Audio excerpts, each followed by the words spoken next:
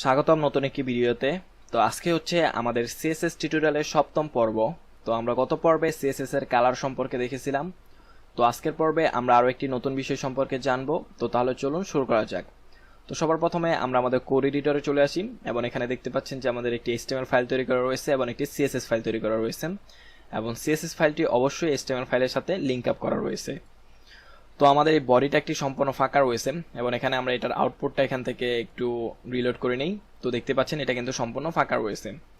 তো আমরা এখান থেকে একটি ট্যাগ নেই। আমি এখানে যে কোনো একটি ট্যাগ নিতেছি। আমি এখানে জাস্ট এক্সাম্পল হিসাবে h1 ট্যাগ নিতেছি এবং এখানে আমি লরেমের 5টি ওয়ার্ড নিব। তো আপনারা যারা যারা HTML জানেন তারা অবশ্যই ট্যাগ সম্পর্কে বিস্তারিতভাবে জানেন। তো এখানে যে আমি h1 ট্যাগ নিতেছি দেখে যে আপনাদেরকেও h1 নিতে হবে তা কিন্তু না, আপনারা সব ধরনের ট্যাগের মধ্যে এটা অ্যাপ্লাই করতে পারেন। তো অবশ্যই ট্রাই করবেন বেশি বেশি ট্যাগ নিয়ে ইউজ করার জন্য। সব ধরনের ট্যাগে কিভাবে এই কাজগুলো করতে হয় সেই বিষয়গুলো জানার জন্য সেটাই আসলে ভালো হবে আরো। তো আমি এখানে আপনাদেরকে বোঝানোর জন্য জাস্ট h1 ট্যাগটা ইউজ করতেছি একটু বেশি করে।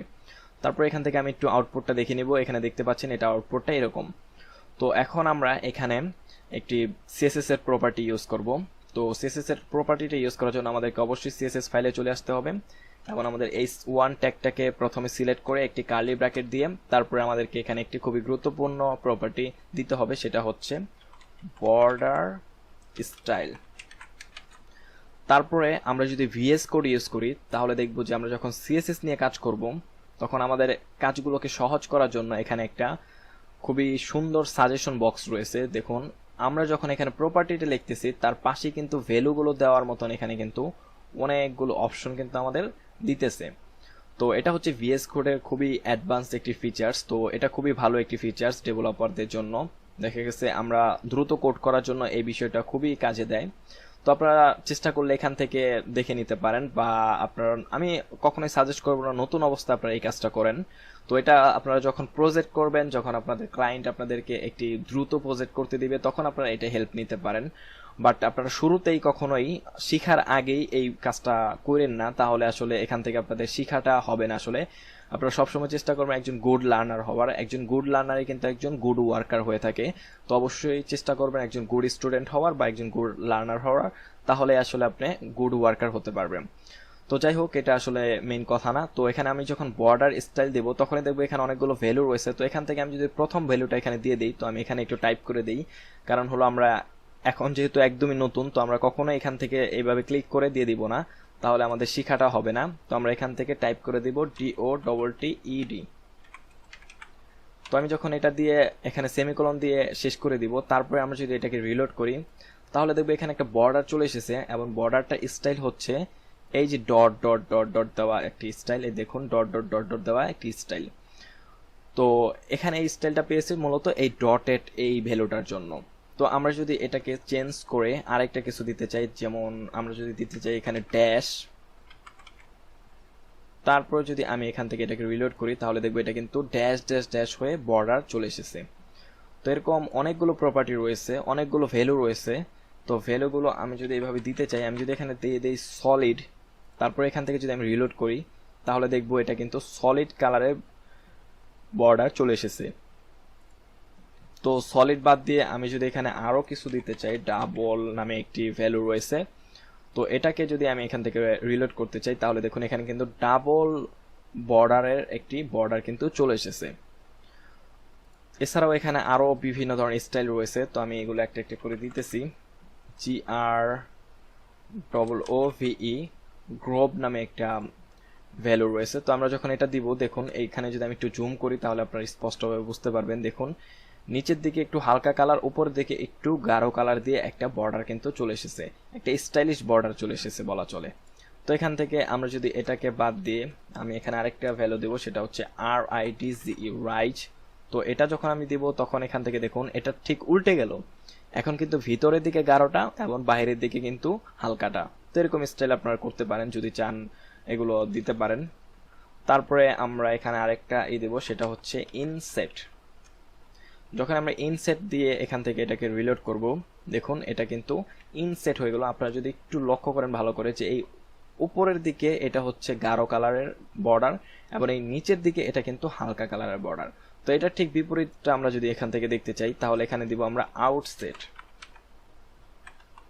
যখন আমরা আউটসেট লিখে এখান থেকে রিলোড করব তখন দেখুন এটা কিন্তু উপরের দিকে হালকাটা চলে আসলো এবং নিচের দিকে গাঢ়টা চলে আসলো, এবং এটার মধ্যে কিন্তু একটা সুন্দর গ্রেডিয়েন্ট রয়েছে বা একটা ঢেউ ঢেউ একটা ভাব রয়েছে। দেখুন আপনারা যদি একটু দেখেন তাহলে দেখবেন যে এখানে একটা অ্যানিমেশন রয়েছে।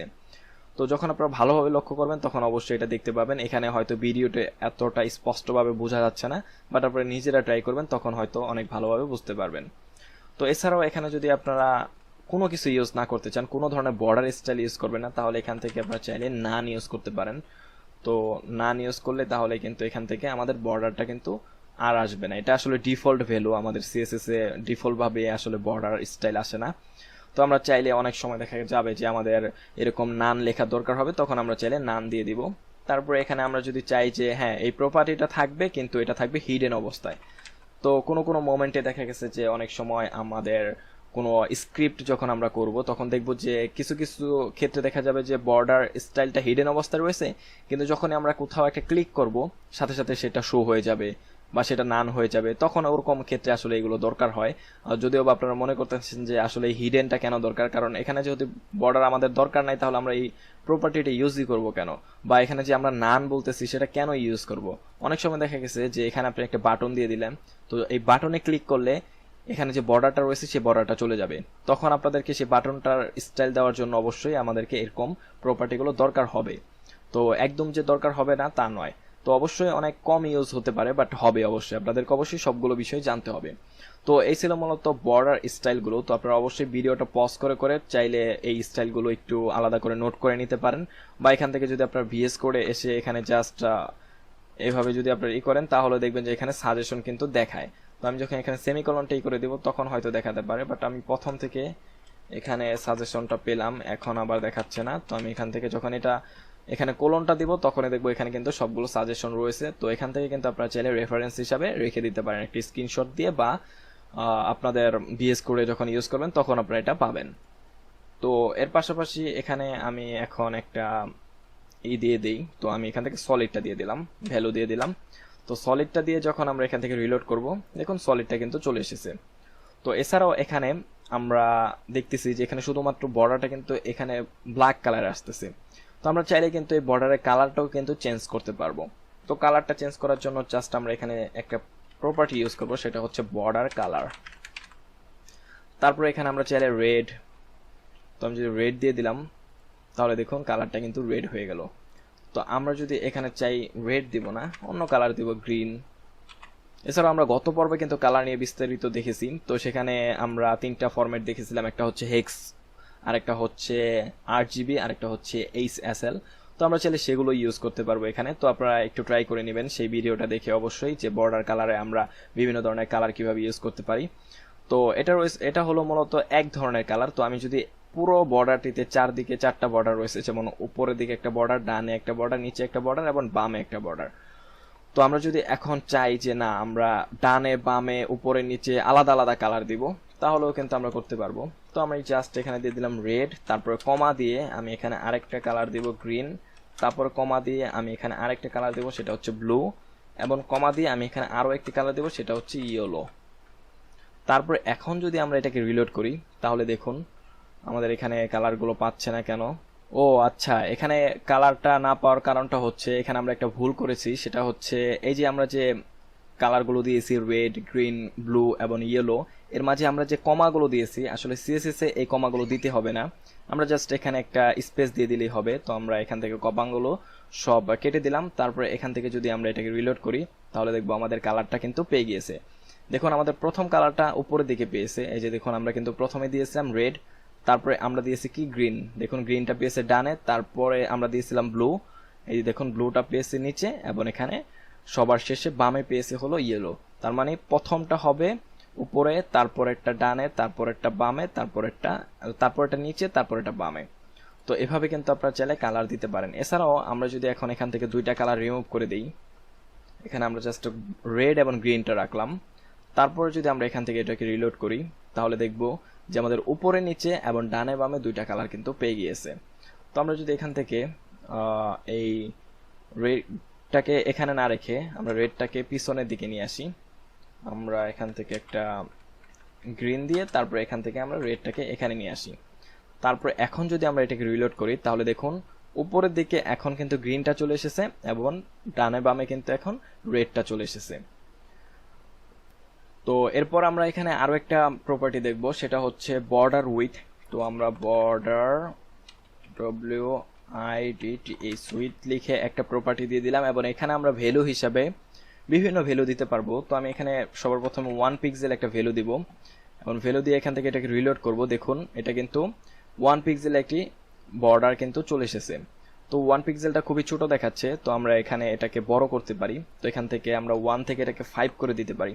যদি আমরা এখান থেকে এটাকে 5 করে দিই তাহলে দেখুন এটা কিন্তু 5 পিক্সেল বড় হয়ে গিয়েছে বা মোটা হয়ে গিয়েছে বা উইথে চলে এসেছে। তো আমরা এখানে যে কোনো ভ্যালু দিতে পারবো, আসলে এখানে কোনো লিমিটেশন নাই। আপনি চাইলে এটাকে 100ও করে দিতে পারেন। তো এত বড় দেওয়ার দরকার নেই, আমি এখান থেকে 20 দিয়ে দিতেছি, তাহলে অনেকটাই বড় হয়ে যাবে। দেখুন এটা কিন্তু অনেকটাই মোটা হয়ে গিয়েছে। তো এখানে আপনাদের খুশি মতন নাম্বার দিয়ে দিতে পারেন। তো এখানে আমরা চাইলে শুধু যে একটা ভ্যালু দিব তা কিন্তু নয়, এই ভ্যালুটা যখন আমরা একটা দিব তখন কিন্তু আমাদের এই বর্ডারের চারদিকেই কিন্তু 20 পিক্সেল করে হয়ে যাবে। তো আমরা যখন এখানে আরেকটা ভ্যালু দেব পাশাপাশি 5 পিক্সেল, তাহলে দেখুন কি হয় যে আমাদের উপরে নিচে কিন্তু 20 পিক্সেল পেয়েছে এবং ডানে বামে কিন্তু আমাদের 5 পিক্সেলই পেয়েছে।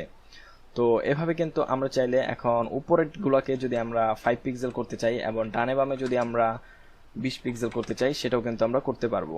তো এখান থেকে জাস্ট আমরা রিলোড করি, তাহলে দেখুন উপরে এবং নিচে কিন্তু 5 পিক্সেল হয়ে গেছে এবং ডানে বামে কিন্তু 20 পিক্সেল হয়ে গিয়েছে।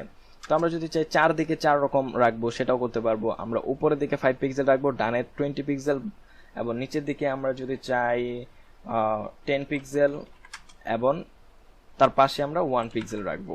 তো এখন যদি আমরা এটাকে রিলোড করি তাহলে দেখুন উপরের দিকে 5 পিক্সেল, তারপর এদিকে হচ্ছে 20 পিক্সেল, এদিকে 10 পিক্সেল এবং এদিকে 1 পিক্সেল কিন্তু চলে এসেছে। তো দেখুন এটা কিন্তু এভাবে আমরা চাইলেই কিন্তু করতে পারবো। তো এছাড়াও এখানে যে আমরা এই নাম্বার দিয়ে করব তা কিন্তু না, এখানে চাইলে আমরা আরো আরেকটা উপায় ইউজ করতে পারি। এখানে যদি আমি লিখে দেই মিডিয়াম, তারপরে যদি আমি এখান থেকে এটাকে রিলোড করি তাহলে দেখুন এটা কিন্তু একটা সুন্দর স্ট্যান্ডার্ড বর্ডারের সাইজ কিন্তু পেয়ে গিয়েছে বা ওয়েটে পেয়ে গিয়েছে। তো আপনারা চাইলে এই মিডিয়ামটা ইউজ করতে পারেন। আবার যদি আপনারা চান না একটু আপনাদের আরেকটু ডিপ দরকার, আরেকটু মোটা দরকার, তাহলে এখানে আপনারা ইউজ করতে পারেন ঠিক। তো এটাকে যদি আমরা এখান থেকে এখন রিলোড করি তাহলে দেখুন এটা কিন্তু আরেকটু মোটা হয়ে গেছে। তো অবশ্যই আপনারা এখানে এই ঠিকটা ইউজ করতে পারেন। তো এই মিডিয়াম এবং ঠিক এই দুইটার মধ্যে যে কোনো একটা ইউজ করতে পারেন বা আপনারা চাইলে পিক্সেলও ইউজ করতে পারেন। আপনাদের ডিজাইন যেইভাবে দরকার সেভাবে আপনারা চাইলে এখান থেকে ইউজ করতে পারেন। তো এই ছিল মূলত আমাদের সিএসএস বর্ডার নিয়ে কিছু বিষয়, কিছু প্রপার্টি এবং কিছু ভ্যালু। তো এছাড়াও আরও কিছু ব্যাপার রয়েছে যেগুলো আমরা পরবর্তী ভিডিওটি অবশ্যই দেখব। আজকের ভিডিওটি এই পর্যন্তই রাখবো। তো আশা করি সকলে ভালো লেগেছে ভিডিওটি। ভালো লাগলে অবশ্যই একটি লাইক দিবেন। এই বিষয়ে কোনো মন্তব্য থাকলে তা অবশ্যই কমেন্টে জানাবেন। ধন্যবাদ সকলকে পুরো ভিডিওটি দেখার জন্য।